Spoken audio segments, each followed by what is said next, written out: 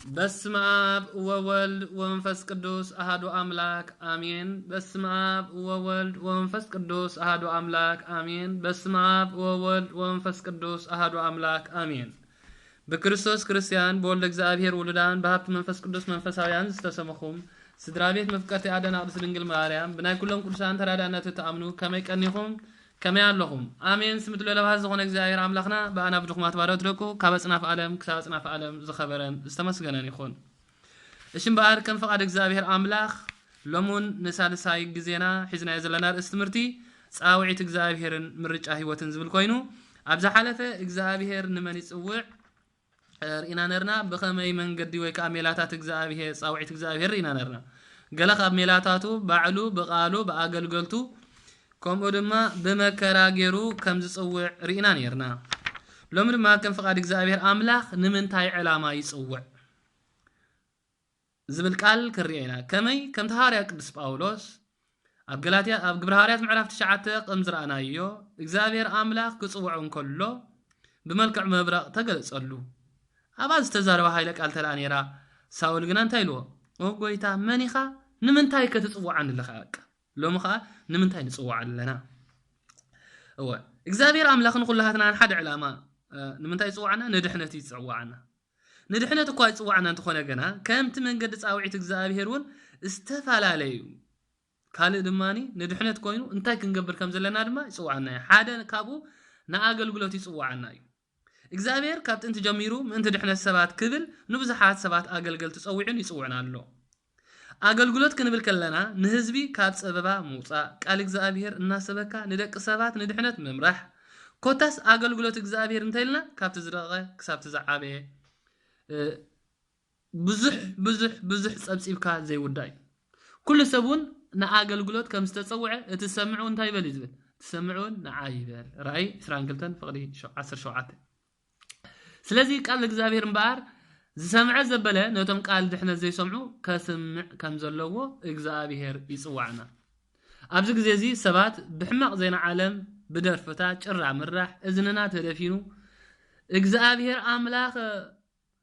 ንመን ክልእኽ መን ክኸደልና ዝብለሉ ዘሎ ሰዓት እዩ። ሎሚ ሕያዋይ ጓሳ ሎሚ ቁኑዕ ጓሳ ሎሚ ሕያዋይ መራሒ ቁኑዕ መራሒ ዝድልየሉ ዘሎ ዘመን ትንቢተ ኢሳይያስ ምዕራፍ 6:8 ናባና እንታይ ዝብል ከምዝ እናበለ ድማ ጻውዒትና ምን ዘቅንዕ ናባና ይቅንዕ ኣሎ። እግዚአብሔር ንአገልግሎት ዝጽዋዓና ነቶም በመንገዲ ጸልማት ዘለው ናብ ብርሃን ምምላስ ነቶም መንገዲ ዝተጋገዩ መንገዲ ምሕባር ሃርያ ቅዱስ ጳውሎስ ነዚ ብምግንዛብ ስለዚህ ንሕና ናይ ክርስቶስ ታይሉ አምባሳደራት ኢና አምላኽ አብአና ገይሩ ይዕድም ኣሎ ኣብ ክንዲ ክርስቶስ ኮይና ድማ ምስ አምላኽ ተዓረቁ እናበልና ንልምነኩም ኣለና ታይሉ ንሕና እንታይ መጀመርታ አምባሳደራት ኢና። አምባሳደር እንታይ ይስርሑ አምላኽ አብአና ገይሩ ይዓይሎ አምባሳደር እንታይ ይስርሑ ኩላና ንፈልጦ ኢና። ኣብ ክንዲ ክርስቶስ ኮይና ድማ ምስ አምላኽ ተዓረቁ ንብል ኣለና። ሃላይ ቆሮንቶስ ምዕራፍ 5 ፍቅዲ 10 ከምዚ ምባል በአር እግዚአብሔር አምላኽ ንብዙሓት አገልግሎቱ ነኾኑ ዝጸውዐ ማለት እዩ። ንኣብነት ክሪ ሊቀ ነቢያት ሙሴ ህዝቢ እስራኤል ኣብ ባርነት ፈርዖን እንከለው ብዙሕ መከራን ጸበባን ስለ ዝወረዶም ብብዙሕ ጋዓር ናብ እግዚአብሔር ጥርዓኖም አቅረቡ። እግዚአብሔር ድማ ነቲ ኩሉ ጸሎቶም ብምስማዕ አምላኽ ኣብ ማእከል ተቆጥቋጥ ሙሴ ኢሉ ጸውዖ። ንሱ ድማ እንኹበለ እግዚአብሔር ድማ ጸበባ እቲ አግብጽ ዘሎ ህዝበይ ፈሊጠ እሞ ስቃዮም አጸቢቀ ርኢ ኣለኹ ብሰር መጨነቅቶም ዝእዊዎ ከዓ ሰሚዕ ኣለኹ። ስለዚህ ካብ ኢድ ግብጻውያን ወሪደ ኣለኹ እምበኣል ሕጂ ንህዝበይ ደቂ እስራኤል ካብ ግብጽ ከተውጾም ናብ ፈርዖን ከዓ ክልእኸካ ይበለ ርእዩ። በቃ ጭቆና ምስረአ ባርነት ምስረአ ጸጣት ምስረአ ደቂ ሰባት ናብ እግዚአብሔር ምሰወዩ ኣብ ሰዓት እዚ በቃ ንዓ ንስኻ ክትመርሖም ልኢኸካ ኣለኹ ኢሉ ኦሪት ዘጸአት ምዕራፍ 3 ካብ ፍቅዲ 10 ክሳብ ካብ ፍቅዲ 4 ክሳብ 10 ዘሎ ሙሴ በት እግዚአብሔር አምላኽ ዝገበረሉ ጻውዒት ብትሕትና ዝኣክል ምቕባል አብይ እንታይ ኢሉ ኣነኳ ምቕባል አብይ ነይሩ። ምክንያቱ በትግዚአብሔር ዝሃቦ ካብቲ ብተር ልቡ ነትግዚአብሔር ዝገብረሉ ዝነበረ ተአምራት በዘይ ምግዳስ ህዝብ እስራኤል ምልቃቅ አብዩ ዝነበረ ፈርዖን አናገፎም ረዩ ትሕትና ገይሩ አይከውንን ይኳን ተበለ እግዚአብሔር ግን ግድን ክትኮነለካ ስለዝበሎ በቃ ካብቲ ምልቃቅ አብዩም ዝነበረ ጨካን ንጉስ ፈርዖን ካብም ከናግፎ ንሙሴ እግዚአብሔር ሊኹ ሙሴ ነህዝብ እስራኤል ኃይል እግዚአብሔር ባህሪ ኤርትራ በመጭዳት ናብታ ምድር ርስቲ አወ ናብታ ምድር ርስቲ ዘላ መንገድን ናመርሐ ንእግዚአብሔር አገልገለ ክብርን እግዚአብሔር ይኹን ሎሞም ናዓና ዘድለና ዘሎ ካብዚ ጭንቀት ዓለም እዚ ውፅኡ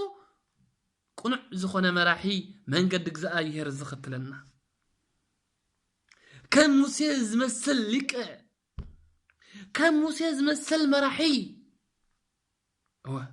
ሊቅ ነቢያት ሙሴ ና40 ዓመት ዝኣክል ትእምርትን ተአምራትን እናገበረ ንህዝብ እስራኤል ኣብ ትሕቲ እግዚአብሔር ከገልግል ዝኽኣለ በታ ናይ ሓንቲ መዓልቲ እግዚአብሔር ዝገበረሉ ጻውዒት እዩ በታ ንዓሎም ርዳእ ዝበለሉ ጻውዒት እዩ በታ ኣነ ወታ እኮ እንተበሎ ግንከ ኣፍካ ህበል ብምባል ዝገለጸሉ ምስጢር እዩ አስተውዕሉ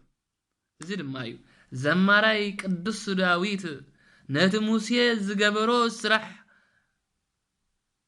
እግዚአብሔር ክገልጽ እንከሎ ዝገበረሉ ጻውዒት ንሙሴ ባህሪውን ንኣሮንን ለኣኺ መዝሙር 105 ፍቅዲ 26 ምዝና በለ ዘመስከረ ስለዚ እግዚአብሔር አምላክ እምባር ንነቢ ሙሴ ንምንታይ ጸውዕ እንተዳይልና ካብ ጭቆና ፈርዖን ንምውጻእ ንህዝቢ ምምሕራት ካብ ጸልማት ምዝድንጋፍ ካብ ጭቆና ንምውጻእ ካልኣይ እግዚአብሔር አምላክ ንሐዋርያቱን ጎይታናን መድኃኒናን ኢየሱስ ክርስቶስ ንደቅ መዛሙርቱ ክጽውዕ እንከለውን ንዓና ኣብነት ብዝኾነ ቃላት ገይሩ ጸውዖም ንሐዋርያ ጴጥሮስ ክጽውዕ እንከሎ አይ ትፍራህ ካብ ሕጂ ንድሓር ገፋፍ ሰብ ክትከውን ኢኻ ሉቃስ 5:10 ካብ ሕጂ ንድሓር ከምኡን ያዕቆብን ዮሐንስን ምሰቦም ዘብዴዎስ መርበቦም ኣብ መደበር ሓዲጎም ሰዓቡኒ ማቴዎስ ከዓ ካብ ተቐሚጥዎ ዝነበረ ቀረጽ ክእክብ ምስራኣየ ሰዓበኒ ብምባል ጸውዖም በዚ ድማ ክርስቶስ ዝሃቦም ሓይልን ሰባት ካብ ሕማሞም ከሕውዩ ኣገልገልቲ ኾኑ ከዓ ሓርዮም ክብርን እግዚአብሔር ይኹን ሰዓበኒ እንታይ ክገብሩ ክመርሑ እንታይ ክገብሩ ገፈፍቲ ክኾኑ እንታይ ክኾኑ ኤምፒ ናይ ምክልኻል ናይመን ናይ ክርስቶስ ሓደ ናይ ምክልኻል ሃገር እንተዳአሪና ፖሊስ እንታይ ይሰርሑ እንተዳአልና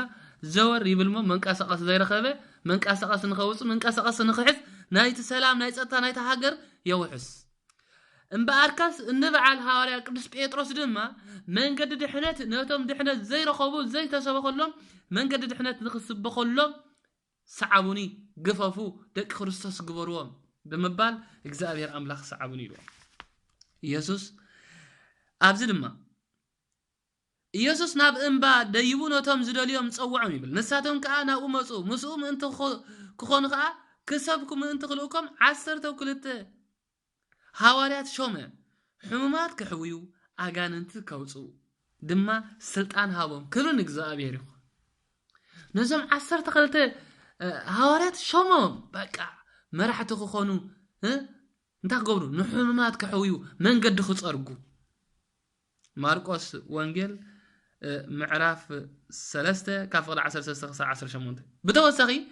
ንሐዋርያት ንኹሎም አሕዛብ ብስም አብን ወልድን መንፈስ ቅዱስን እና አጠመቁም ተግበሮም ደቂ መዛሙርት ተግበሮም ይልካ ተግበሮም ለአኹም ማቴዎስ ወንጌል 28:19 ስለዚ በቲ አገልግሎት ዝተጸውዕዎ ነፍሶም ብርሃን ኮይኖም ብርሃን ኣብ ልዕሊ ደቂ ሰባት ብምግላጽ ንብዙሓት አሕዛብ ናብ መንገዲ ህይወት መሪሖም እዮም ንባዕሎም ብርሃን ኮይኖም ንባዕሎም በሪሆም ንሰባት አብሪሆም እዮም ስለዚ ንአገልግሎት ክትጽዋዕ ከለኻ ንባዕልኻ ተገልግልካ ንምን ከተገልግል ከለኻ እዩ ንኻልኦት ሐዋርያ ቅዱስ ጳውሎስ ከምቲ ኣብ ቀዳማይ ክፍሊ ተጠቂሱ ዘሎ ሽሕኳ ሳዳድ ክርስቲያን እኳ እንተ ነበረ እግዚአብሔር ግና ناتي حرية قحا بمبال نها إذا بدحنت كسبخ نأقل قلو تصوعو حوي حرية قحا كريستوس كتبهالي كالي حفتي حرية قحا كريستوس كتبهالي تكالخي أنا حرية قحا كريستوس كتبهالي كالي معاس تحطهم زي زلو معاس أنا نسخاتكم من نستتصوعنا له قلقلت قبنا إلنا مسن عي إجزابير بزازنا من قدي مسن خير إجزابير زحتة لنا دما مسن تكبر سلازي أعزاب دحنت كسبخ نأقول قلت تصوعي قبرهارات معرفت شعته خاف حدا خسر 10 شدش هو نهانا يخزارو خلوكو إز مسأكا زلو سمعا يقبلو خلو أو قويتا إزي سادادي يزقتالي إيلو بكازي كونن إيلو أيكونن سمعان نطرح سمعان نطرح تمالز نبر مننتو انتا كوني تغيريو بحكا مننتنا زغير أملاخ اللو مننتنا ناي تمالز زماوز نبر كالومي تصادق تكون ناي تمال حساوز نبر كالومي السباخ نكون بحكا سلازي ناقل كلوتي صوع عنا سلازي صاوعيت بمخبار دما اقادا كساب سماعتنت نغزابير اغلغل يبل هاريا قدوس باولوس كساب سماعتنت زاكل نغزابير اغلغل و املاح ناغلغلوت كم صوع بمفلاط كاب باولوس اغلغالي ኢየሱስ ክርስቶስ ሐዋርያ ክኸውን ዝተጸውዐ ወንጌል አምላክ ከምህር ዝተሐረ እናበለ ሮሜ ምዕራፍ 1 ፍቅረ 1 ገሊጽ ወሎ ካመን ይዝብል ካብ ጳውሎስ አገልጋሊ ኢየሱስ ክርስቶስ ሐዋርያ ክኸውን ዝተጸውዐ ስለዚህ ኩላና ነዚ ቃል እዚ ሰሚዕና ድማ እግዚአብሔር አምላክ ንምንታይ ጸውዒና ንአገልገልት ክንከውን ካብ ጸውዒት ብምግንዛብ እምበአርከስ ካበይ ከም ዝወደቃ ዘክር ተነሳሕ ቀዳማ ግብርኻውን ግበሮ ስለዚህ ካበይ ከም ዝወደቃ ዘክር ተነሳሕ ነተቀዳማ ግብርኻ ድማ ግበሮ ይብራይ 2 ምዕራፍ 5 ከም ሳልሳይ እግዚአብሔር አምላክ ንበረኸት ቀጭዋና እግዚአብሔር ንኹላትና ንበረኸት ይጽዋዓና ቀድም ሁሉ ነገር ግና በረኸት እንታዩ እንተዳይልና ምክንያቱ በረኸት ማለት እግዚአብሔር ካመጅማር ፍጥረታት እንደቅ ሰባት ዘቅርቦ ህያቢ بفقر دق سبات زاكل اكو እግዚአብሔር እንደቅ ሰባት ዘድሊ ዘበለ ጸብጽብካ ዘይውዳ በረኸት ቀሪቢ አምላክ ድማ በመልክዑ ሰፈጠረ ይብል አምላክ ባረኸም አምላክ ድማ ፍሮይን ተባዝሑን ንምድርኻ ምልኽዋን አምላክ ድማ ኖብ ልዕሊ ኩላ ምድር ዘር ዘለው ኩሉ አሕምልትና ክዘርእ ዘለው ፍሮኦምን ናብ ኩሉ አዋም ሂበኩም ኣለኹ እሞ نقبي يخونكم بمبال أبزا فترة معرفة حادة تفقدي 27 زل قال نرأيه سلازي إذا كله استتقسي حادة خابت بزح انتايو بزعبا بركات أم مصحف قدس كزاربن كله كم زيبل بركات اجزاء هيري هبتم شقارون قلا أيوس خلوني مثالي معرف 10 تفقد 20 كلتان سلازي እግዚአብሔር ንበረኸት ተኻፈልትክ ምከውን ልክዕ ከም ተነቦና አብርሃም ዝጸውዖና ዓና ድማ ኣነ ናብ ዘርኤካ ምድሪ እወ አቢልካ ውፃእ ዓብይ ህዝቢ ገብረካ ከባርከካኒ ንስምካ እውን ኩዕብየ ንበረኸት ከዓ ክትከውን ኢኻ ዘፍጥረት ምዕራፍ 12 ፍቅዳ 1 ክሳብ 2 እዚ ንመን ተዋበይ ነቦና አብርሃም እናበለ ሎሚ ይኹሕኩ ሓና ኣሎ ከምቲ ነብርሃም ዝኹሕኩ እዚ በረኸት እዚ ስጋውን መንፈሳውን በረኸት እዩ ስጋው በረኸት ክንብል ከለና እንታይ ማለት እንትራልና ኣብዛ ዓለም እዚኣ ንነብረሉ እዋናት እግዚአብሔር ንሰርሖ ገንዘብና ኮነ ሃብትና ወላውን ነተን ዘለዋና ሕደት ንበረኸት ገይሩ ብሰላም ብፍቅሪ ያኣኽለኒ ብዝሰፈነ ሃይማኖት ክንነብር ይጽዋዓና አቡና አብርሃም ንበረኸት ክትከውን ኢኻ ኣብ ዘለሉ ምኽንያት አብርሃምን ጻውዒቱ ኣኽቢር እዩ ኩሉ ሃብቲ በረኸት ገይሩሉ እዩ አብርሃም ከዓ ንስን ሰበይቱን ምዘሎ ኩሉ ሎጥ ድማ መስኡ ካብ ግብጺ ናብ ደቡብ አቢሉ ለየበ ይብል ረይ አብርሃም ከዓ ብኸብትን ብሩርን ወርቅን ብዙሕ ሃብቲ ነበሮ ኦሪት ዘፍጥረት ምዕራፍ 13 ዘሎ ታሪኽ ኣብኡ ነው ምብቆ ቀጺሉን አብርሃም ሳራን አብርግኖም እኳ ተነበሩ እቲ ምንጭ በረኸት ዝኾነ እግዚአብሔር ውላድ ሂብዎም ዘፍጥረት ምዕራፍ 19 ዘሎ 18 ካብ ፍቅዲ 9 ክሳብ 15 ከምኡውን ኣብ ፍቅዲ 21 ዘሎ ዘፍጥረት 21 ዘሎ እንተዳሪና ብኩሉ አቡ ሓፊሻሎ እቲ ዘለና ትሕዝቶ ውሕድ እኳ እንተኾነ በለ ነተን 5 ገራ 2 ዓሳን زبارخ قويتا نؤتتنا ننجرانا كبارخ حكي وانا حوالات زلوكم هابوني قبلهم كله زم سبات زيوم تميت ميتهم مقبهم دقيم يغيروا قبال كله انتهى لكم يلوم حموش تنجران كلتا عسان قنا زي قنا أكلن يلومو هابيت هو أمصوه بمبال ما قويتا بارخو برخت بارخو بزح تركه سلاز برخت كوكونو يخم نابل الصوعنا أب زخر دو زلنا كله أب هيوتنا زد لزبلة كم زبلنا يزرد برخت مالت كله برخت ولاد برخت هابتي برخت سجا كله سلازي نبرخت يصوعنا مهنياتو كاب إجزابي تفليخا برخت سلازي له كم رابعين ريو إجزابي نمنتع على ما يصوعنا ننسحا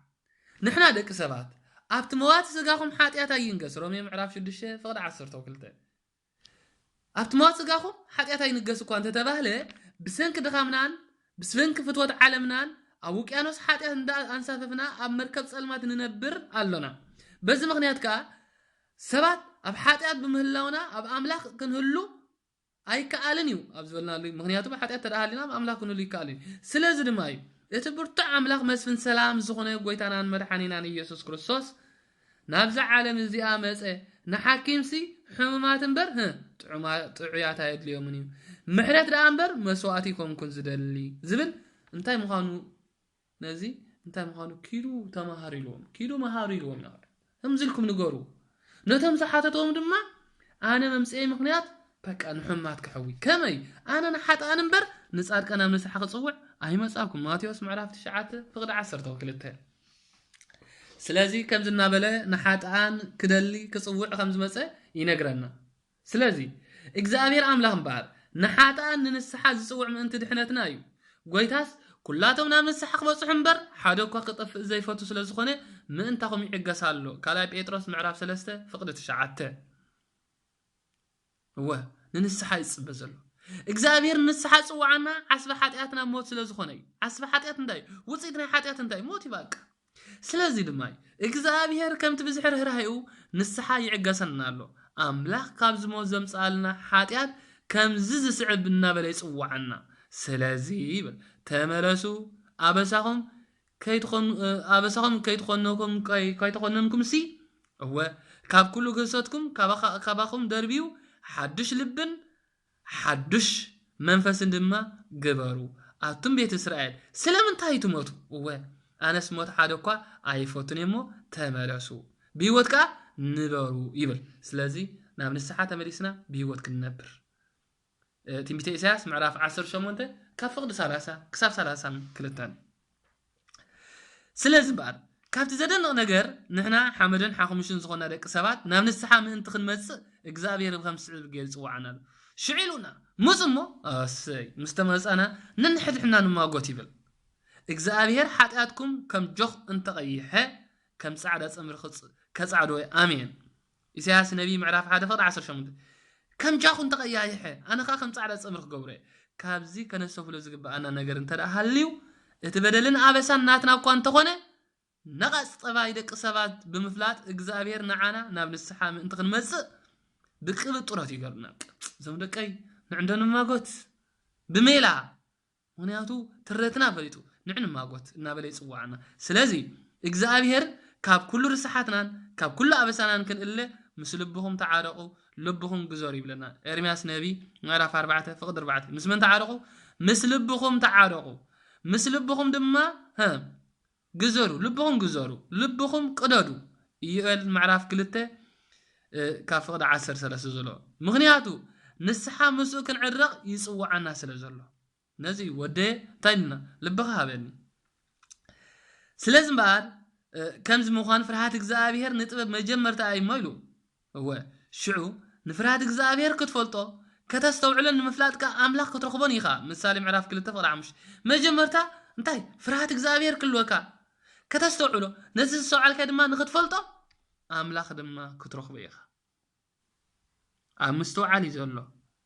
أمستوعال دما مفلات قالو أم مفلات دما مركب قالو مثالي معراف كل تفضل عمش سلاز إغزابير أملاخنا من تاي صوعنا ننسحا يصوعنا كم حامشاي إغزابير من تاي صوعنا መንግስቱ ክንወርስ ይጽዋዓና እግዚአብሔር ንኹላትና ጽዋዓና መንግስቱ ማለት ዘለዓለማዊ ህይወት ክንወርስ ይጽዋዓና በተሓደ ወዲ ዝኣመነ ዘበለ ኩሉ ናይ ዘለዓለም ህይወት ምን ትኽረክብ ዳ ኣምበር ከይጠፍእስ ኣምላኽ ንወዲ በጃ ክሳዕ ዝህብ ክንድዝና ዓለም ኣፍቀራ ተሓደ ወዲ በጃና ዓለም ኣፍቂርዋ መንግስቱ ክንወርስ ሰባት እንተ ናብዛ ዓለም እዚአን ንነብረለን ዓመታት ብዙሓት ይመስላና ኾና ምስቲ እግዚአብሔር ዛበና ዘለዓለማዊ ህይወት ክወዳደር እንከሎ ግና ሰማይን ምድርን ፍልልዩ ሰብ ኮንቲልዎ ሰብ እንታይ ረብሓ ከለዎ ኢሉ ሓደ ሰብ 100 ዓመት እንተ ዳ ጸኒሑ ብዙሕ እዩ እዘን ዓመታት እዚአን ምስ ዘለዓለማዊ ተማዚነን ክረኣያ ከለዋ ግና ካብ ባሕሪ ከም ሓንቲ ንጣብ ማይ ካብ ሕፃ ከዓ ከም ሓንቲ ጸጸር ውሕዳት እየን በዚ ምኽንያት ይኻ እግዚአብሔር እንደቂ ሰባት ዝዕገሶም ምሕረቱ ከዓ ዘብዛሓልና ዘሎ ምሕረቱ ዘብስዘልና ዘሎ በዚ ምኽንያት ይኻ እግዚአብሔር ፍቅሩ በጃ ክሳዕ ዝህብ ብምግላጽ ንዓና ካብቲ ዘለዓለማዊ ህይወት ዝጽዋዓና ዘሎ ኣብ ዘለዓለማዊ ህይወት ክንነብር ዝጽዋዓና ዘሎ ስለዚ እግዚአብሔር ደቂ ሰባት ዕድሚኦም ዘለዓለማዊ ህይወት ኣነጻጺሮም ስለ ዘይክእሉ ብቅዱሳን ይጽውዕ كلايت ميتيوس معرف حاده فقدي تشعت نزل علماوي هيوت من تغرك بقدسنا خنبر دما እግዚአብሔር አምላክ ይጽውዕ ቀድስና ንበሩ ክብል ከሎ ቀዳማይ ተሰሎንቄ معرف 4 فقد 7 ስለዚ እዝን ዘለዓለማዊ ህይወት ዝገብር ጻውዒት ንኹሉት እግዚአብሔር አምላክ ዝሃበና ናይ ዘለዓለማዊ ህይወት ተስፋ እንኣምን እዩ ደቂ ሰባት ነዚ ተስፋ ረሲዕና ብምኻድ እግዚአብሔር ነተድኻምና ርዩ ተስፋ ከም ዘለና ዝደቀቀ ነገር ንበረኸት ክገብረልና ይጽዋዓና ኣሎ ስለዚህ እምበር እግዚአብሔር ንብዙሕ ነገር ይጽዋዓና ዕላሙ መንፈሳዊ በረኸት ከም ተሰማዕናዮ ከም ተስተማሃርናዮ ካብ ጥምቀት ጀሚርካ ክሳብ ዘለዓለማዊ ህይወት እዩ እዚ ድማ እዩ ኩሉ ኣብዛር እስቲ ወይ ከዓ ኩሉ ተተንቲኑ ዘሎ ጥምቀት ሓደ ካብ በረኸት እዩ በዚ በረኸት ጥምቀት ስለዚ ሓደ እኳ በክርስቶስ እንተልዩ ንሱ ሓድሽ ፍጥረት እዩ እቲ ብሉይ ሓሊፉ ኖቃዕ ኩሉ ሓድሽ ኮይኑ ካላይ ቆሮንቶስ ምዕራፍ 5:17 ይብለና ዘለዓለማዊ ህይወት ድማ ካብቲ እግዚአብሔር አምላክ ንኽበና ዝጸዋዓና ዘሎ መንፈሳዊ በረኸት እዩ ስለዚ ሓደ ካብ ቅዱሳን አቦታት ከምዚ ስዕብ መልእኽቲ የመሓላልፉልና ኣብ ክርስቶስ ነገር ኣሎና ቁስልኻ ክትፍውስ እንተ ደሊኻስ ንሱ ሓኪም እዩ ብረስኒ ትቃጸል እንተ ደሊኻስ ንሱ ዝሕልማ እዩ ሓገዝ እንተ ደሊኻስ ንሱ ሓያል እዩ ኣብ ኣፌፌት ሞት እንተ ደሊኻስ ንሱ ህይወት እዩ ጠሚኻ እንተ ደሊኻ ንሱ እንታይ እዩ መግቢ እዩ ቅዱሳን አቦታት ከምዚኦም ዝብሉ ከምዚ ምባለም ዝምልሱልና ኣብ ክርስቶስ ነገር ኣሎና ኢሉ ቁስልኻ ክትፍወስ እንተ ደሊኻ ሓኪም ንሱ እዩ ብረስኒ ተተቃጸልካ እንተ ደሊኻ ንዘስሕል ንሱ እዩ ሓገዝ እንተ ደሊኻ ሓያል ንሱ እዩ ኣብ ኣፌፌት ሞት እንተ ደሊኻ ህይወት ዝህብ ንሱ እዩ እንተ ጠሚኻ ድማ መግቢ ዝህብ መን እዩ ንሱ እዩ ስለዚ ከም ሻድሻይን መወዳእታን ከም ፍቃድ እግዚአብሔር ንሪኻ መንፈሳዊ በረኸት ክበና ወዝ ኩሉ በፂሕና ዘለና መንግስቲ አምላክ ንወርስ መንፈሳዊ በረኸት ኩሉኹም ንሳተፍ ደቂ ሰባት እነጥርዮ ፍልጠትን ጥበብን ኩሉ ኾንቲ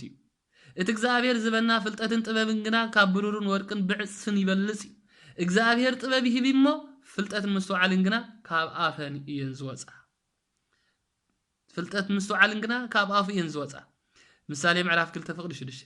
بتوسخون እግዚአብሔር አምላክና ወናነት ፍልጠትን ጥበብን ምዃኑ ክነግረና ከመይ ብዘሎ መዝገብ ጥበብ ፍልጠትን አመን ተሰዊሩሎ ኣብ ክርስቶስ ተሰዊሩሎ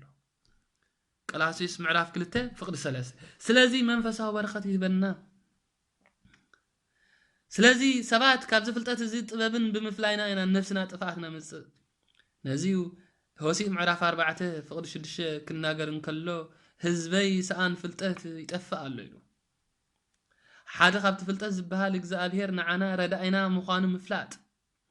በዚ ምኽንያት ድማ ጥበብ ቤታ ሃነፀ 7 ዕኑድ ጸረበት ሰባብ ሕታ ሓደደት ወይና ዘለለት ማኣዳ ሰናደት ኣግራዳ ለኣኸት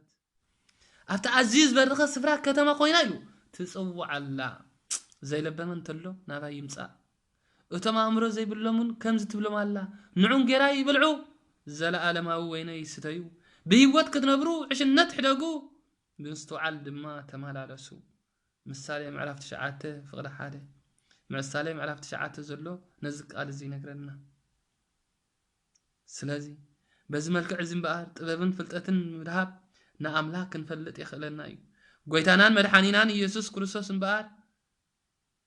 كم طبب تمليسو نسخاتكم جن كابو كاب كريستوس يسوع يخم زلخم نسوتي اب እግዚአብሔር ዝተዋሃበና ጥበብ እዩ በዚ ድማ ጥበብቲ ጽድቅን ቅድስናን ድሕነትን ኮነልና ይብላ ሐዋርያ ቅዱስ ጳውሎስ ናብ ሰብአ ቆሮንቶስ ካልኣይ ቆሮንቶስ ምዕራፍ 1 ፍቅዲ 30 ስለዚ ጥበብ ማለት ፍልጠት ኩሉ እዩ ስለዚ ምስ እግዚአብሔር ዕላማ ጻውዒት እግዚአብሔር እምበር ካብ ብዙሕ ብውሕዱ ነዚ ይመስል ስለዚ እግዚአብሔር ዕላምኡ ንምንታይ እዩ ንዝብል ነዚ በረኸት እዚ ከሳትፈና እግዚአብሔር አምላክ ይጽዋዕና كم شارشاي اخت زرعانايو كانتاينا نري اوكي از خاب كونه صاوعيتو رينايو ميلاتاتو رينايو علامو رينايو از خاب كونه صاوعيت እግዚአብሔር ሞ بخمينا خنللي حجس كلس فريقنا كلس تنغيرنا غناخ صاوعيت እግዚአብሔር بخمي كنللي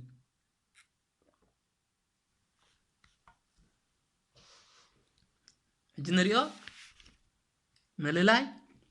صاوعت እግዚአብሔር ምክንያቱ ኩላትና እግዚአብሔር ከም ዝጽውዕ ተረዲና ኣለና እንተኾነ ግን ነቲ ጻውዒቱ ከነለሊ የጸግመና ኣሎ ምክንያቱ እግዚአብሔር ኩሉ ግዜ ደጋጊሙ ይጽውዕ እኳ እንተኾነ ንሕና ነቲ ጻውዒቱ ብዘይ ምምላስና እቲ ጸገም ካባና ይዝኸውን ምክንያቱ ነቲ ጻውዒቱ ንሕዋዘን ሰምዓሊና ኮይና ጸገም ከመኒ ካባና እዩ ንሕና ነቲ ጻውዒቱ ከነለሊሉ ዘኽእለና ረቋሒታት እንተ ዘይማሊና ጻውዒትና ከነለሊ ኣይንኽእልንና እቶም ጻውዒትና ከነለሊ ዝሕጉዝና ረቋሒታት ሓደ ካብኦም ከም ማቴዎስ ወንጌል ምዕራፍ 6 ፍቅዲ 21 ሃብቲ ካብ ዘለዎ ልብኻ ኣብኡሎ እወ ንጻውዒት እግዚአብሔር ምልላይ ዝኸልአና ዘሎ እንታይ እንተዳይና ሃብቲ ኣነንስኻትኩምን ናብ ሃብትና ኣነንስኻትኩምን ናብ ፍትወት ገንዘብና ምስ ንኸይድ ኣብቲ ሃብትኻ ዘለዎ ልብኻ ድማ ኣብኡ ዘሎ እግዚአብሔር ዝሓተተኻ ልብኻ ናበይ ሃበኒ ናባይ ስለዚ መዝገብኩም ኣበይ ይኹን እዩ ኣብ ሰማይ ይኹን መዝገብኩም ዝለና ካልኣይ ኣብ ግብረ ሐዋርያት ምዕራፍ 16 ፍቅዲ 15 ናይ መን ታሪኽ ኢና ንርኢ ናይታ ልባ ዝኸፈተላ ናታ እንድሕር ርኢና ሊድያ ሰቃቲት ሃር ነበረት ሊድያ እንታይ ዝገበረት ተዳልና ኣትኽሽቅጥላ ዝኸደት ልዕዳጋ ስብከት ሐዋርያ ቅዱስ ጳውሎስ ምስ ሰምዐት ጽን ኢላ ሰምዐት ኣስተውዕሉ ኣብታ ጽን ያዘላ ህይወት ኣብታ ትም ያዘላ ህይወት ጽን ኢላ ሰምዐት ነቲ ሰምዐቶ ድማ ወሓጠቶ ኣኮማስዐቶ ኣኮማሲ ዓድማ ከምቲ ንሓደ መግቢ ኣበስናና ኣዳቂቕናን ውሽጢ ነእትዎ ኣብ ውሽጢ ድማ ናብ ዝርእ ዝብልና ሙሉእ ኣካላትና ምስ ሓቐቐ ንሳ ድማ ነቲ ቃል ወንጌል ሰሚዓቶ ኣስተንቲና ድማ ኣተኣሳሲራቶ ምስ ልባ ተኣሳሲራ ደጊም ኢላ ነቱ ሒዛቶ ነበረት ገዲፋ ናብቶም ሰበኽቲ እያ ዝኸደት ስለዚ ልቢ ማዕረኽ እንደይ ኣገዳሲ ምዃኑ ነዚ እዩ ምሳሌ ምዕራፍ 23 ፍቅዲ 6 ወደየ እንታይ ይብል ልብኻ ሃበኒ ስለዚ ልቢ ማዕረኽ እንደይ ሓያል ምዃኑ ልቢ ኣብኡ ኩሉ ተኸዚኑ ስለ ዘሎ ምሳሌ ምዕራፍ 4 ፍቅዲ 4 ልብኻ ንቃላት ያጽኒዑ ይሓዞ ስለዚ ምልላይ ጻውዒት እግዚአብሔር እምበር ኣነንስኻትኩምን ኣእዛን ልቦና ኣነንስኻትኩምን የዕንት ልቦና የድልያና ኣሎ ዕብራውያን ምዕራፍ 3 ፍቅዲ 15 ሎሚ እንታይ ሎሚ ድምፁ እንተሰማዕኩም ልብኹም እንታይ ትገብሩ ኣይተትርሩ እንታይ እንተሰማዕኩም ድምፁ እንተሰማዕኩም ልብኹም እንታይ ትገብሩ ኣይተትርሩ ዋ ከመይ ማለት እዩ ትር ልቢ ክህልወና እንታይ ዝብለና ዘሎ ትር ልቢ ክህልወና የብሉን እቲ ዝዓበየ ገዳሲ ረቋሒ እንታይ ማለት እዩ ልብኻ ብዘይ ምትራር ቀዳማይ ሳሙኤል ምዕራፍ 10 ፍቅዲ 9 ኮነ ድማ እዩ ሳሙኤል ክኸይድ ዝባኑ ምስ መለሰ ከም ካልእ ልቢ ፈጠረ ብሰንኪ ትር ልብና ኣሽንኳይ ነቲ ጻውዒት እግዚአብሔር እኳ ኸነለሊ ልክዕ ከምቶም አይሁዳውያን ኮይና ንጎይታ መኻሓድና ይነርና ስለዚዩ ኣብ ትንቢተ ሕዝቅኤል ነዚ ተሪ ልቢ ናይ እምኒ ልቢ ተባሂሉ ተገሊጹ ኣሎ እምኒ እንተቀጥቂጥካዮ ኣይሰማዓካን እዩ ንሕና እውን ልብና ከም እምኒ እንተደኣ ተረረ ነቲ ጻውዒት ከነለሊ ኣይንኽእልን ኢና ስለዚ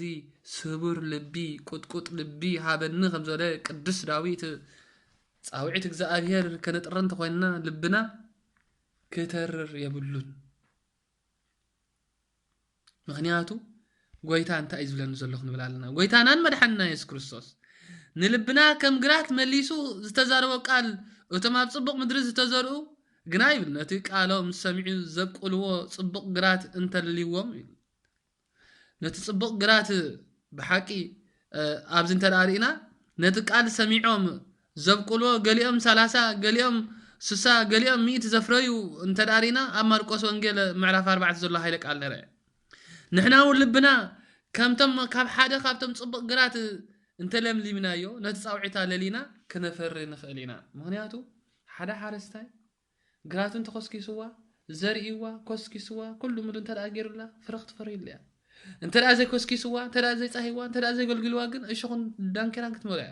ልብናውን ንሕናውን ንልብና እንተዳ ኮስኪስና ንሕናውን ንህይወትና እንተዳ ኮስኪስና 30 60 100 ፍረ ክንፈሪ ኢና ማለት እዩ ስለዚ ኣብዚ እንተዳሪና ማለት እዩ ንሕና ንልብና እንታይ ንክንገብሮ ዘለና ከምቲ ጽቡቕ ግራት እንተለምሊምና ኢና ጻውዒት ክነለሊ ጻውዒት ለሊና ድማ ክንፈር ንኽእል ኣቦና አብርሃም ንበረኸት ክትከውንኻ ተባሂሉ ተጸዊዕሉ ልቡ ትረረን ልቡ ትሪሩ ኣይትረረን ወፀ አብርሃም ምስተጸውዐ ብእምነት ተዓዘዘ ይብል ናበይ ከም ዝኸይድ ግና ከይፈለጠውን ናብ ትርስቲ ክቕበለሉ ዝነበረ ሃገር ከደ ይብል ዕብራውያን ምዕራፍ 11 ፍቅዲ 8 ናይ ተስፋ ቦታታት እናተባሃሉ ክግለጹ ከለዉ ሃርያ ቅዱስ ጳውሎስ እውን ጎይታ ምጸውዖ ልብኸ የትረረ ጎይታይ መን ኢኻ እንታይ ግበርክ ቅጽላ ቢልኻ ጎይታይ እንታይ ክገብር ከተደልየኒ ኣለኻ ሎሙን ኣነ ንስኻትኩም ሓደ ቃል እግዚአብሔር ክዛረበና ከሎ መን እዩ እንታይ ስለ ዝደለየኒ ክንብል ነዚ ዝመልሱ ድማ ብምባል መለሰ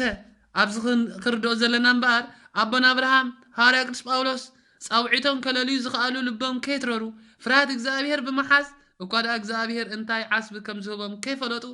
ተቐበልዎ ስለዚ ድማ እዩ ልብኻ ናብ ተግሳጽ ኣእዛንካ ድማ ናብ ቃላት ፍልጠት ኣቕልብ ይብል ብርግጽ ዓስቢ ኣሎሞ ትጽቢትካ ኮንቶ ኣይክኸውንን እዩ እሞ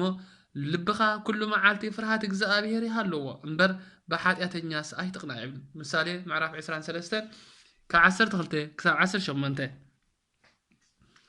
ስለዚ ሃዋርያት ንጎይታ እንታይ ኢሎም ንሃዋርያት ሰዓቡኒ ክብሎም እንከሎ ሰዓቡኒ ኢሉ ምጽውዖም ናበይ ኢና እንታይ ክረክብ ኢና ከይበሉ እንታይኦም ኮይኖም ንጎይታ ከም ሃዋርያ ቅዱስ ጴጥሮስ መርከቡ መግፈፊኡ ዓሳ ብምግዳፍ ደቂ ዘይደወስ ዝነበሮም ናይ ኣቦኦም ዕስባት ብምግዳፍ ከምኡውን ማቴዎስ ካብቲ መደበር ቀረጽ ዝነበሮ ሓዲጉ ናብ መን የምስዕቦም ንጎይታ ስለዚ ኩሉ ልብና ከይትረርና ንጎይታ ድልዋት ኮይና ክንጸንሕ እግዚአብሔር ይጽዋዓና ኣሎ ንዓና እኳ ነቲ ናይ እግዚአብሔር ጻውዒት ክንምልሰልና ሓይል እኳ እንተ ዘይብልና ልብና ኣለምሊምና ባርያኻ ይሰምዕ ኣሎሞ ተዛረብ ንበሎ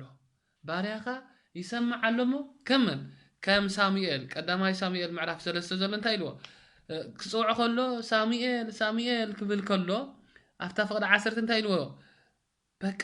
ዝጽውዕ ዘሎ መን ምዃኑ ይፈለጠ ናብ ኤሊ ኸይነሩ ካህን ኤሊ ግና እግዚአብሔር ይጽውዓካ ዘሎ ምስ ወለሽ እንታይ በሎ ኢልዎ ባርያኻ ይሰምዕ ኣሎ ለሙን ንሕና በቲ ዝወሃበና ቃል እግዚአብሔር ይሰምዕ ኣሎ ባርያኻ ብምባል ድምጽና ልብና ብስቡር ብቁጥቁጥ እዛ ቃል እዚኣ ህይወት ክትበኒያ ብምባል ክንሰምዖ ክንክእል ኣለና ካብ ትሪ ልቢ ክንእለ ካብ ትሪ ልቢ ከዓ ክንእለ እንተኮይና እንተኸድለና ኣሎ ኩሉ ግዜ ፍርሃት እግዚአብሔር ከምታ ሃዋርያ ቅዱስ ጳውሎስ ነዛ ዓለም እዚኣ ኣይትምሰልዋ ሮሜ ምዕራፍ 12 እንታይ ነዛ ዓለም እዚኣ ኣይትምሰልዋ ፍቅዲ 2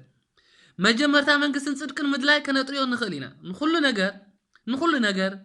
ንዘለና ሃብቲ ሰብ መጀመርታ ጽድቅን መንግስትን ድላይ ካልእ ኩሉ ኾነልኩም በቃ እቲ ኩሉ ኣብቲ መንግስቲ ጽድቅን እግዚአብሔር ዝርከብ እዩ ዘሎ ስለዚ ሎሙን እምበኣር ኣነ ንስኻትኩምን نايزا عالم هابتي نايزا عالم هيوتنا زمبل زولو انت خوينا كل جزء سمع لب خلونا أكلني قويتانان مدحانينان إيسوس كريستوس نتهابتام سبعي كيز لك خلو شيت كان دخاتات هاب عاب سماي دم هاب تركب خامو مسكل كان عليك سعاب بلا ماتيوس ماركوس وانجيل معرف 10 تفضل 10 هذا أبزقنا ناي عالم هاب تسلز ملصقت سبعي لب تلره نصاوعيت دم كخبر كللينا كالن اكوادا هاب تخيط اف غهاين حازنن يبل نسغنا بزحو طري سلازنبرو بتقال حازن اندا غهاي كده ماركوس معرف 10 تفضل 10 حدنا زرز سلازي مباركس እግዚአብሔር በሎ ድማ እዚ ሃብታም ሰብአይ ሃብቱ ብምጥራይ ኃጢአት አይገበረን እቲ ጻውዒት እግዚአብሔር በዘይ መስምዑ ግና ኩነኔ ምጻአሉ ሃብታም ሎሚ ሃብታም አይኮነን ተጸሊ እንታዳ ነተ ሃብት ክትብል ግን እግዚአብሔር ብምርሳዕካይ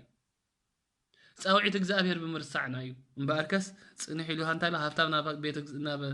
መንግስት አምላክ ካብዛአቱስ جمل بعين مرفق يخالف يقلل يبل مخنياتو هافتام لب مسمن يزلو بقى ارتا هابتو سلازلو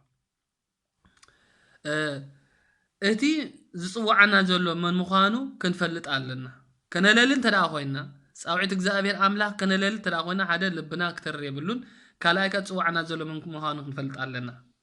اتي زصوعنا እግዚአብሔር ነትልዕለና ዘሎ ፍቅርን ረህራህን ትዕግስትን በመፍላጥ እንታይ ደሊ ጽዋዕና ከም ዘሎ كنفلط ክንክል علنا سلامتا يصواع زلو ገጽሉሞ መጽሐፍ ቅዱስ ሓደ ሓደ ግዜ ስክስተፍሉ ጭንቅ ኢልካ ተጸንሐስ ግንጽም ሰበልካ አይትጨነቅት ምጸንሐካ በቃ ማዕረኽ እንዳይረዩ እታ ሳምራዊ ሰበይቲ ጎይታ ማይከስት እታ ሳምራዊ ሰበይቲ ታሪኻ እንተዳ ሪኢና ኣብ ወንጌል ዮሐንስ ምዕራፍ 4 ዘለ በቃ ንሳ ሰባት ብጸርፊ እዛ አመንዝራና ተባለት በመሐዙታ ተዋሪዳስ በቃ ካብ ሰብ ተገሊላ ማይ ክትወፈር ከላ በይና ኣብ ጽምጽም በረኻ ጨው ዝኾነ ቀትሪ ንጎ ደቃ ተን መሐዙታ ይጸርፋ ምሸት ተን ወዘራዝር ከይጸርፋ ሰብ ኣብ ዝብሉ ኣብ ጽምጽም ታ ቀትሪ ኣኺላ እንታይ ትገብር ማይክ ተምጽ ስለዚ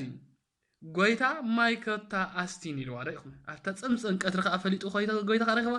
ማይኮታ አስቲን በላ ንሱ من مخانو بزي مفلاطه هياب املاخن سلامتا كوم تلن لخايلا بزح تماغويتم ابت مغوتينا نمصحجي هياب املاخن اتي اسين زبلك زولو من مخانو كتفلطس ابيتو نسخن مليسكي ملمنكي نركي نسخا ماي هيوت مهابك نير بالا زي حج مسخ الزرارو زولو انت تفلط ينركي زي حج زلمنك زولو انت تفلط ينركي تماليسك نسخي ما يستين بالكينركي يوحنس وانجيل معرف 4 فقد 10 حدا اتا سمراويت كا غويتاي من مخانو بزي مفلاطا نتنسو زغبرلا صاوعيت كتردون كتزلليون اكالتن نسانت غويتا زرخوبه مكران سقلتن بزي مرآ غويتا من مخانو كتفلط اكالتن هو نساكوا مكران سقلتن غويتا يفلطت نحنا ግን نت غويتا بلعلنا دق سبا زلو فقري نمغلا زرخوبه سقيات مكران دا فلطنا بعلة عربي استشفشفو كلنا فلطنا وكذا صاوعيت خنلالي ايكالنا زي خاي اب حنقولنا حاسبنا كنستنتنو بزي مخالناي حق اب حنقولنا حاسبنا كنستنتنو بزي مخالنا زحالفه هيوت كنذكر انت اخوينا انا مني انتي نربي يالخو غويتا انه اب افدغ دويله مع صبيت كحكو حبلالخو كبلنا نكلو دو مبال ناي غويتا تعغستي زردانا دو يله بقى بتعغستي يداو يزرغح سلازي املاح نحنا اب حقفم انت خنهلو دو بمبال يصبينان يعغسنان الله زاهيبنا زل علت زيا نمنتا እግዚአብሔር አምላክ ንخنملس ይብና ዘል ስለዚህ መግለጽ ፍቅሩ ማዓረኽ እንታይ መሆን ማለት እዚ ፍቅሪ ህያውነት እግዚአብሔር አምላክ ዘይን ፍላት አምላክ እንታይ ከም ዝገበረና ክንፈልጥ እቶም ዝፈለጥና ድማ ከም ዝስዕ መጠንቀቕታ ተዋሂብና ኣሎ ሃብቲ ህያውነቱን ትዕግስቱን ዓቅሉን ዶ ትንዕቅ ኣለኻ እንታ ትፈልጥ ሃብቱን ህያውነቱን ትዕግስቱን ዶ ትንዕቅ ኣለኻ ህያውነት አምላክ ናብ ንስሓ ከመርሓካ ከም ዝኽል ኣይትፈልጥን ኢኻ ግናኸ በትርኻን በትንስሓ ዝኣበየካ ልብኻን በታቁንዕ ፍርዲ ዝወርደላ መዓልቲ ቁጣዓኻ ንርእስኻ መቅዘፍቲ ትእክብ ኣለኻ ሮሜ ምዕራፍ 2 ከ1 ክሳብ 5 ነቶም ፍቅሩ ንፈልጥ ንብል ስለዚህ ፍቅሩ ትዕግስቱን ሕያውነቱን ረሲዕና ነፃውዒት ከነለሊ ኣምላኽ ይሓግዘና በቃ ነቲ ፍቅሩን ትዕግስቱን ሕያውነቱን ረሲዕና ዘለና ነቲ ፃውዒቱ ከነለሊ ኣምላኽ ይሓግዘና አሜን ስለዚህ እግዚአብሔር ኣምላኽ ክንሰምዕ ተዳ ኮይና ፃውዒቱ ከነለሊ ተኮይና እንታይ ድልየና ኣሎ ማለት እዩ እቲ ጽዋዓና ዘሎ መን ምዃኑ ክንፈልጥ ኣለና ነመወዳእታ ድማ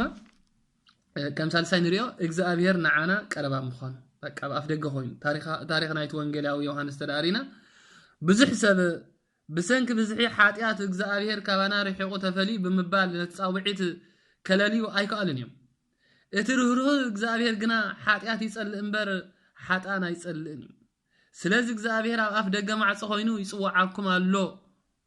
ይጽዋዓክን ኣሎ ይጽዋዓና ኣሎ ይጽዋዓኩም ይጽዋዓና ይጽዋዓን ኩላና ነዚ በቃ ኣብ ኣፍ ደገ ኮይነ እግዚአብሔር ኣምላኽ ኣብ ኣፍ ደገ ኮይነ ይጽዋዓኩም ኣለኹ ክብለና ከሎ ንሱ ነቲ ህዝቢ ሓጢኣትና ከይፈንፈነ ኣብ ቀረባ ኣብ ኣፍ ደገ ልብና ክሕኩሕ ይውዕል ኣሎ ከምቲ ኣደ ናይቲ ርስሓት ካብ ወዳ ናይቲ ቀልቀል ናይ ወዳ እናሃሎ ከሎ ጽቡቀይ ጅብዐይ እናበለት ጥዑም ቃላት እናረስረሰት ወደይ እናበለት ሓቂፋ ተጽሪዮ ጎይታውን ከምዝ እናበለ ይጽዋዕና ኣሎ በቃ ምስ ርስሓትኩም ንዑ ምስ ሓጢኣትኩም ንዑ ምስ በደልኩም ንዑ ዘጽሪ ኣነ ዝሕዊ ኣነ ዝፍውስ ኣነ ዝህብትም ኣነ ጥዕና ዝህብ ኣነ እናበለ هو نحنا ኣብ ጥቕኡ ኮይና ይጽዋዓና ከም ዘሎ ብምፍላጥ ነፃውዒት ክንሰምዕን ከነለልን ይሕግዘና ሃዋርያ ቅዱስ ጳውሎስ እውን ብዛዕባ ድሕነት ክዛረብ እንከሎ ብልብኻ ንክርስቶስ ብውርደት ናብ ሰማይ ዝድይብ መን እዩ ኣይትበል ርእዩ ብልብኻስ ንክርስቶስ ብውርደቱ ናብ ሰማይ ዝድይብ መን እዩ ኣይትበል ወይ ድማ ይብል ንክርስቶስ ካብ ሙታን ከተንስኦ ናብ ሲኦል ዘውርድ መን እዩ ኣይትበል እንታይ ደኣ ይብል እቲ ቃል ንክርስቶስ ካብ ሙታን ከተንስኦ ናብ ሲኦል ዝወርድ መን እዩ ኣይትበል እንታይ ደኣ እቲ ቃል ማለት እቲ ንሕና እንሰብኮ ቃል እምነት ኣብ ጥቓኻ ማለት ኣብ ኣፍካን ኣብ ልብኻን እዩ ይብል ሮሜ ምዕራፍ 10 ካብ 6 ክሳብ 8 ስለዚ እቲ ናይ ድሕነት ፃውዒቱን ምሳና ቀረባ እዩ እቲ ከነለልዮ ዘይኽእለና ዘሎ ጸገም ግና ፃውዒትና ቀረባና እናሃሎ ከሎ ልብና ክንከፍት ብዘይ ምኽኣልና እዩ እግዚአብሔር ኣብ ቀረባና ኮይኑ ይጽዋዓና ከም ዘሎ ድምጽ ፈታውየይ እንሆ ኣብ ልዕሊ ኣኽራን እንዳዘለለ ኣብ ልዕሊ ኮረባብቲ እንዳነጠረ ይመጽእ ኣሎ ፈታውየይ ንመዳቑ ነርሑዶ ዒራ ቢመስል እንሆ ኣብ ክንየው መካበቢያና እንዳነጠረ ይመጽእ ኣሎ ፈታውየይ ነርሑዶ ዒራ ይመስል እንሆ ኣብ ክንየው መካበቢያና ይላሽዑ ደው ኢሉ በመስኮት ይርኤኒ بعين رقبي تمتن له فتويسي عتفتوتي تنسي صبغتي نعي إلو تزاربني صغري بقاول هبو ملي بلن هو بس حيتا بقري بصحاي بنفاس فتوتي النابله قويتا يصوعنا له محلي معرف كلته كابشو منطقه 10 سلازي سبات بزحوان እግዚአብሔር ባዕሉ መጽዩ ዓቢተ ኣምራት ገይሩ ዝጽውዖም ዝመስሎም ኣለዉ ስለዚህ ነቲ ተኣምራት ክርዩ ክብሉ ግዜ ብምውሳድ እምበር ነቲ ደቂቕ ነገር ዝመስል ግና ዓቢ ትምህርቲ ዝህብ ዝፍጸመሉ እዋናት ኣይግደሶም ዘሎ ማለት ስለዚህ እምበር ከምቲ ኣብ መገዲ ጻውዒት እግዚአብሔር ከም ዝረኣናዮ እግዚአብሔር ወላ ብንእሽተ ህፃን ገይሩ እንታይ ገብረናይ ይጽውዓናይ ስለዚህ ኩሉ ግዜ እንታይ እዩ ሓቋቆም ዕጡቕ መብራህትኩም ብሩህ ይኹን ንስኻትኩም ከምቶም ጎይቶም ካብ መርዓ ክሳዕ ዝምለስ ዝጽበይኦ እሞ መጽኡ ከኣኳሕ መሰበለ ብኡ ዝኸፍተሉ ሰባትኩም ይብል ሉቃስ ምዕራፍ 12 ካብ 35 ዘሎ ሃይለ ቃል ስለዚህ እምበር ጻውዒት እግዚአብሔር ከነለልን ተረአ ኮይና ትርልቢ ከሎና ይብሉን ጻውዒት እግዚአብሔር ከነለልን ተረአ ኮይና ጽዋዓና ዘሎ ምን ምዃኑ ክንፈልጥ ኣለና ጻውዒት እግዚአብሔር ከነለልን ተረአ ኮይና እግዚአብሔር ናዓና ቀረባ ምዃኑ ምፍላጥ የድሊ ስለዚህ ጻውዒት እግዚአብሔር ንምላይ ዝሕግዙና እምበኣር ካብቶም ብዙሕ እዚኣቶም እንታይ ጥቕሙና ማለት እዩ ንዓይ ንዓኻ ንዓኺ ጻውዒት እግዚአብሔር ንምልላይ ይሕግዙና እዮም እሺ ናይ መወዳእታ ርእስና ጻውዒት እግዚአብሔር ንኸነለሉ ካበልና ጻውዒት እግዚአብሔር ንኸይነለለ እንታይ ይዕንቅጸና ኣሎ እስኪ ሓደ ካብዛ ሓለፈ ርእሲ ብምርኣይ ማለት እዩ ገሊኦም ሰባት እግዚአብሔር ዝገበረሎም ጻውዒት ንምልላይ ይቀርቡ እዮም እንተኾነ ግና ብዙሓት ሰባት ነቲ ኣምላኽ ዝገበረሎም ዕድመ ብዘይ መቐባል ይነብሩ ነፃውዒት እዚ ንኸይሰምዑ ዘኽእሎም ነገር እንታይ እዩ እንተዳኢልና ሓደ ጻውዒት እግዚአብሔር ዘይሰምዑ ምኽንያት እዞም ሰባት እዚኣቶም ብሰንኪ ብዙሕ ምኽንያት ክኸውን ይኽእል እዩ ሓደ ካብኡ ሸለልትነት እዩ ሸለልትነት ናብ እግዚአብሔር ኣይብፅሕን ሸለልትነት ካብ እግዚአብሔር ይፈልይ ምኽንያቱ ሓደ ካብ ጻውዒት እግዚአብሔር ንኸይሰምዑ ዝገብሮም ነገር እንታይ ኢልና ሸለልትነት ማለት ካብ ምንታይ እዩ ዝብገስ እንተዳኢልና ካብ ናይ ሓጢኣት ህይወት ምንባር ኣብ ሓጢኣት ህይወት ምንባር ኣብ ዕብለላ ፍትወት ስጋ ምንባር ኣብቲ ናይ ስጋ ፍትወት እንተዳኢልካ እንኳ የለኻ ሓጢኣት ፍትወት ስጋ ኣብ ልቦም ስለ ዝመልአ እቲ ዝዓበየ ጻውዒት እግዚአብሔር እውን ክሰምዑ ኣይክእሉን እዮም ስለዚ ድማ በዚ ነገር እዚ ልቦም ከም ሓደ ካሻስትሩስ ምሻሉ ካሻስትሩስ ሲሚንቶ ጌርካ ዝተለመፀ ማለት ካሻስትሩስ ነቲ ድምፁ እግዚአብሔር ኣይሰምዑን ጎይታና መድኃኒት ኢየሱስ ክርስቶስ ብዛዕባ እዞም ሰባት እዚኣቶም ከምዚ ይብል በእዛኖም ከይሰምዑ ኣእዛኖም ኣጽመሙ ብዒንቶም ከይርዩ ኣዒንቶም ዓመቱ ብልቦም ከይሰውዑሉ ድማ ከይምለሱ ኣነ እውን ከይሕውዮምሲ ልቢ ዝህዝቢ እዚ ተሪሩ ይበለ ማቴዎስ ምዕራፍ 13 ካብ ፍቕዲ 14 እግዚአብሔር ካብዚ ነገር ይሰውረና ብልቦ ብዓይኖም ከይርዩ ዓይኖም ዓመቱ ብእዝኖም ከይሰምዑ እዝኖም ኣጽመሙ አቤት ስለዚ እዚ ኩሉ ተባሂሉ ዘሎ እንታይ ሸለልትነት ዘምፀይ ማለት ስለዚ ኣእዛኖም ብምጽማም ኣዒንቶም ብምዕዋር ነቲ ቃል እግዚአብሔር ሸለል ብምባል ኣብ ፍትወት ስግኦም ዝዕግቡ ነገራት ይዋፈሩ ሃርያ ቅዱስ ጳውሎስ ነዞም ሰባት ክገልጽ ከሎ ከምዚ ይብል ከምቲ ንሳቶም ንኣምላኽ ክፈልጥዎ ዘይደለዩ ኣምላኽ ከዓ ነውሪ ክፍጽሙ ንሕሱር ኣእምሮ ኣሕሊፉ ሃቦም ስለዚ ብዓመፃ ዘበለ ብሕሰን ብስስዕ ብቕንዓት ንቕትለት ባእሲ ብምጥፋእ ብእከይ ምሉኣት ኮኑ ረይዎ بعمسة بحسن بسسعة بقناعات بقتلات بباسي بمطفاء بكي ملاءات كونوا كمون سمسب زتصلمو حميتي نجزاء بهير زتصلو عبيات تجاهرتي كفاءات زعلمو نولدهم زي زازو زنبلات تألمتي فقر زي باللوم يوم زي اتم نزي زقبرون موتي قبقوني زبل قنع فرد أملاخ نافلتو نزي خليلو نزي خلي قبر اللو سلازي نزي باريو لمون أنا نسخاتكم هنا أبي رومي معرف حدا قال يسوز الله خاب عسران شو من تنكسر 30 كلمة مالتي نتهم كموز قبرويو بكا لهم بار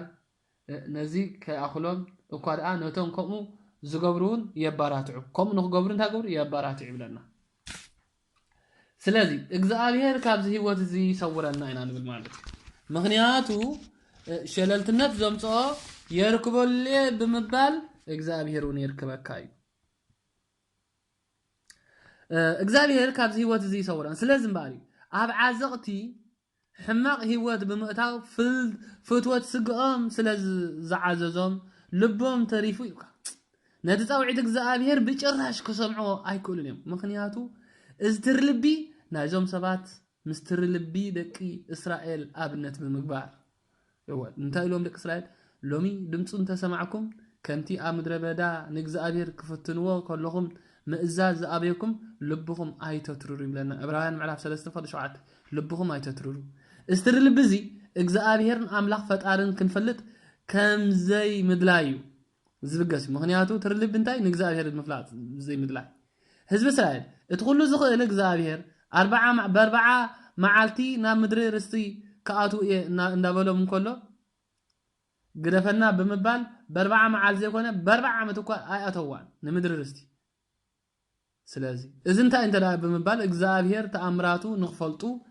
كاب زي مدلاي لب ما ترورو نحناون أبزع على مزيئة مكراخة أنت بزحنا فتناتات أنت بزحنا إجزاء نابانا نعون دابله لبنا كنا ترر كم زي بلنا يجلس ألنا له شللتنت كاب إجزاء يفلي يركب ليه كاب إجزاء يفلي قول عاي جناي كاب إجزاء يفلي كلاي صاوعت እግዚአብሔር ካብ ዘይምርዳ እዞም ሰባት እዚኣቶም ኣብዛ ዓለም ከሎ ጽቡቕ ነገር እንተረኺቦም ወይ ኣብ ህይወቶም ኣሳልጦ እንተረኸቡ ብሰንኪ መንፋዕቶም ጽቡቕ ዕድል ይመስሎም ኣቤትወ ኣነ ገባል ዝኳየ ኣነ ከም ዝገበርኩ ኳየ በንጻሩ ድማ ኣብ ህይወቶም መከራ እንተረኸቦም ብሰንኪ ሕማቕ ዕድሎም ከዓ ጸላእት ሰባት ብምዃን ከዓ ይርከቡ ዋይ ዝዕድለይ ዋይ ዝኸምዚ አይዎ ተተዓወዱ ኣነ ገባል ዝብል እንተሓመቑ ከዓ ዕድለይ ኣይጸበቐን ይብሉ ብሰንኪ ድማ ነቲ ጥዑምን ጽቡቕን ህይወት መሪርን መከራን ጻውዒት እግዚአብሔር ኣይርድኡን ኣብቲ መሪር ኣብቲ መከራ ኣብቲ ጥዑምን እግዚአብሔር ጻውዒት እግዚአብሔር ኣይርድኡን ኣይፈልጥዎን ነቲ ዕድል ጻውዒት እግዚአብሔር ድማ ይስንዎ ቅዱስ ዮሐንስ መጥምቅ ከምዚ ኢሉ ይናገር ግናኸ ንስኻትኩም ዘይትፈልጥዎ ኣብ ማእከልኩም ደው ኢሉሎ ዮሐንስ 1:26 ንስኻትኩም ዘይትፈልጥዎ ኣብቲ ኩሉ ግብርኩም ንስኻትኩም ዘይትፈልጥዎ ኣብ መንጎኹም ደው ኢሉሎ በቃ እቲ ዓወት ዝህብ ንሱ እዩ ክትዕወቱ ከለኹም ንሱ እዩ በቃ ግን ኣይፈለጥኩምዎን ብምባል እግዚአብሔር እናኻሕኩሖ ከሎ ጻውዒት ብዘይምርዳእ ከም ዘይቕልብሉ ይነገር ሃርያ ቅዱስ ዮሐንስ ብዛዕቲ ኣብ መንጎኦም ዘሎ ኣምላኽ ክነግረና ከሎ እቲ ንኹሉ ሰብ ዘብርህ ብርሃን ሓቂ ናብ መን መፀ ናብ ዓለም መፀ ናብ ዓለም ምስ መፀ ከዓ እቶም ናቱ ከዓ ኣይተቐበልዎን ነቶም ዝተቐበልዎን ዘበሉ ብስሙ ዝኣምኑ ውሉድ ኣምላኽ ክኾኑ ስልጣን ሃቦም ክብርን እግዚአብሔር ይኹን ስለዚ እግዚአብሔር በቲ ኣብ ህይወትና ዝገበረልና ተኣምራት ንድኽመታትና ዝገልጽ መከራዊ ጻውዒት ብዘይምርዳእ ጽቡቕ ዕድለዩ ብምባል ትዕቢት ሕማቕ ዕድለዩ ብምባል ድማ ብምምራር ንነብር ብዙሓት ኢና ጽቡቕ እንተጋጥመካ ብዓል ጽቡቕ ዕድለ ሕማቕ እንተጋጥመካ ሕማቕ ዕድሊ ብምባል ነማራ ኣለና እሲ ኮነን እግዚአብሔር ጻውዒቱ ብዘይምልላይ እምበር ሳልሳይ ንሪኦ ብዚ ጻውዒት እግዚአብሔር ሰሚዖም ግናኸ ልቦና ዘይከፈቱ ሰሚዖም እቲዮም ጻውዒት እግዚአብሔር ዘይሰሚዖም እዚኦም ንዛረቦም ዘለና ሕጂ ጻውዒት እግዚአብሔር ሰሚዖም ግናኸ ልቦም ዘይከፈቱ ብዙሓት ሰባት ንሰሚዕና ምክንያቱ ጻውዒት እግዚአብሔር ኩላና ንሰሚዕና ቃል ኣምላኽ ኩላና ንሰሚዕና ቃል ኣምላኽ ካብ ንሰምዕ ድሮ መምሃራን ምኾንና ስለዚ ብዙሓት ሰባት ስብከት ንሰምዕ ቅዱሳን መጻሕፍቲ ነንብብ ተኣምራት እግዚአብሔር ዝተገለጸሎም ኣጋጣሚታት ንሰምዕ ንንገር እንተኾነ ግን ጻውዒት እግዚአብሔር ክሕኩሖም ከም ዘለና ኣይፈለጥናን ነጻውዒት ኣይተቐበልናን ኣብ ልብና ድማ ኣይእተናየን እቲ ምኽንያት ድማ ኣብ ናይዛ ዓለም ስራሕ ሃለኽለኽ ስንኩፍ ኣረዳድኣ ኣካይዳ ከምኡውን ኣብ ኣምላኽ ልብና ወይ ልብኻ ከኣተወ ብእትሰርሖ መንፈሳዊ ስራሕ ምዕጋብ እዩ እወ ኣምላኽ ኣብ ልብኻ ከኣተወ ትሰርሖ መንፈሳዊ ስራሕ ከዓ ምዕጋብ እዚ እንታይ እግዚአብሔር ኣምላኽ ጻውዒት ሰሚዖም ልቦም ግና ዘይከፍቱ ሰባኻይ ዘማራይ ግና ከልብና ይከፈትናይ ንሰብኽ ንዛረብ ንግንጽል ወዘተ ንብል ግን ልቢ ተኸፈተን ልቢ ክሳዕ ዘይተኸፈተ ግን ፍረ ከፍሪ ይከኣለን ከም ኣብ ጻውዒት እግዚአብሔር ሰሚዖም ግና ልቦም ዘይከፈቱ ቀዳማይ ልቢ ኢልና ኣለና ካልኣይ ከዓ ናይ ስራሕ ሃለኽለኽ ናይ ስራሕ ሃለኽለኽ ነቲ ካብ እግዚአብሔር ዝመፀና ጻውዒት ንቕበሎ ዝገብር ነገር እዩ ምክንያቱ ናይ ስራሕ ሃለኽለኽ ማለት ፍትወት ስጋ እዩ ብዙሓት ሰባት ኣብዚ ናይ ስጋ ናብርኦም ክጥዕሞም ንነብሶም ብስራሕ ብንግዲ ብሓላፍነት ገዛ ብትምህርቲ ብሃብቲ ንምርካብ ብኻልእን ሓሳባትና ይኸቦሞ እቲ ጻውዒት እግዚአብሔር ቦታ ይስእል ኣእምሮና ብኩሉ ቢዚ ንገብሮሞ ቢዚ ሓቢ ነገር ቢዚ ትገብሩ እንተዳ ኮንካ ኣእምሮኻ የለን ክሰርሕ ኣይክእልን እዚ ክንብል ከለና ስራሕ ዓይነት ስራሕ ማለት ኣይኮነን ብመጀመርታ ንእግዚአብሔር መንግስትን ጽድቁን ድለዩ መንግስትን ጽድቅን ክንደሊ ስለዝግብኣና መንግስትን ጽድቁን ድለዩ መንግስትን ጽድቁን ከይሓዝና ኣብዛ ናይ ዓለም ስራሕ እዚኣ ሃለኽለኽ እንተበልና ኮንቲዩ ናይ ስጋ ነገር ጥራይ ምሕሳብ ሞት የምጽእ ናይ መንፈስ ነገር ምሕሳብ ግና ህይወት ሰላም የምጽእ ምክንያቱ እቲ ሓሳብ ስጋ ምስ ኣምላኽ ጽልእ ምዃኑ እቲ ሕጊ ኣምላኽ ግና ክገዝኦ ኣይከኣልን ሮሜ ምዕራፍ 8:6 እዞም ዓይነት ሰባት እዚኣቶም ኢና ማርያም ሓፍቲ ማርታ ቃል እግዚአብሔር ተሃንጥያ እንዳሰምዐትን ከላ ማርታ ግና ሃለኽለኽ ትብል ነበረት ኣስተውዕሉ ክምልሰሎም እንከሎ ሽዑ እንታይ ኢሎም ጎይታ ኢላቶ አቤት ይልዋ ዋ ስለምንታይ ማርታ ሓፍተይ ስለምንታይ ዘይትሕግዘኒ ዋ ስለምንታይ ዘይትሕግዘኒ መናኹም ዘላ ማርያም ኮፊላ ተሰምዕ ስለ ዝነበረት ማርታ ከዓ ነትጋሻ ኢላ ዝሓሰበት ንጎይታ መግቢ ወዘተ ኢላ ሃለኽለኽ ትብል ነይራ ኣስተውዕሉ ሎሞን ቅድሚ ዝዓበ አባት ነፍስናን ተመጽዩ ካህናን ተመጽዩ መምህርናን ተመጽዩ ቃል እግዚአብሔር መንጋር እንተዳ ጀሚርና ወይ እንተዳ ጀሚሩ ጠጠውልካ ሰምዓት ከላለካ ካህን ቃል እግዚአብሔር እንተዳ ጀሚሩ ጠጠውልካ ሰምዓዮ ድሕሪ ተርክቦ ለካ ሽዑ ማርታ ይልዋ አቤት ንስኸ ብዙሕ ነገር ትጭነቕን ሃለኽለኽ ትብልን ኣለኺ ማርያም ግና ሓደ ነገር ሓርያ ኣላ ማንም ሰብ ካብ ልባ ክወስድ ዘይ ስራሕ ሃለኽለኽ ካብ እግዚአብሔር ይፈልዩ ስለዚህ በቃ ነዚኡ ሎሞን አነ ንስኻትኩምን ናይ ማርታ ሃለኽለኽ አክብሪ እግዚአብሔር አይብጽሓን ስለዚህ ሎሞ ድማ አንስኻትኩም ብዙሓት ብናይ ዝተፋላለየ ነገር ሃለኽለኽ ንብሊና እሞ ካብዚ ነገር ዝኽንወፅእ እግዚአብሔር ይጸዋዓና ስለዚህ ጎይታና መድኃኒት ክርስቶስ ብዛዕባ ከምዚኣቶም ዝበሉ ሰባት ክነግረና ከሎ ከምዚ ይብል ኢየሱስ ከዓ ከምዚ በለ ሓደ ሰብኣይ ድራር ገበረ ብዙሓቱን ዓደመ ግዜ ድራር መስኮነ ድማ እቶም ነቶም ዕድማት ኩሎም ተዳልዩ ይመንዑ በሎም ንግሉ ኻላኸ ኩሎም ከዓ ሓቢሮም ከማኸኑ ይጀመሩ ይብል እግዚአብሔር ካብዚ ነገር ሰውረና ኩሎም ተኽገብሩ ጀመሩ ከማኸኑ ይጀመሩ ስለዚህ ምኽኒት ዋጋ የብሉን በቃ ስለዚህ ካብ እግዚአብሔር ዝፈልየና እምበኣር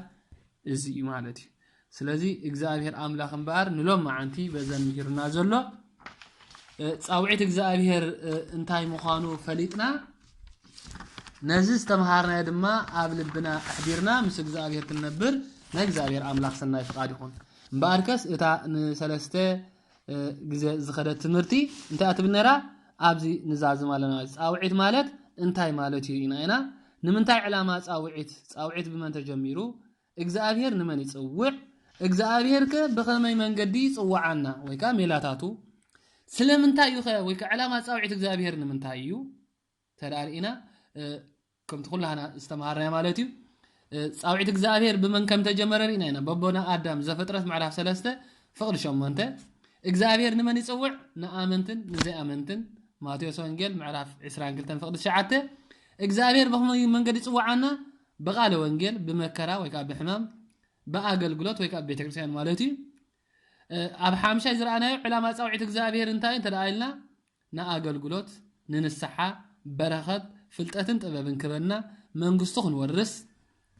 ቀዳማይ ተሰሎንቄ ምዕራፍ 2 ፍቅድ 12 ዮሐንስ ወንጌል ምዕራፍ 3 ፍቅድ 16 ዝፈኾሰ ጸር ከጽረና ማቴዎስ ምዕራፍ 22 ካብ 1 ክሳብ 3 ስጉን ደሙን ክበና ሉቃስ ወንጌል ምዕራፍ 14 ከ15 ክሳብ 21 በረኸት ድማ ዘፍጥረት ምዕራፍ 1 ንአገልግሎት ቀዳማይ ሳሙኤል ምዕራፍ 3 ምልላይ ጻውዒት እግዚአብሔር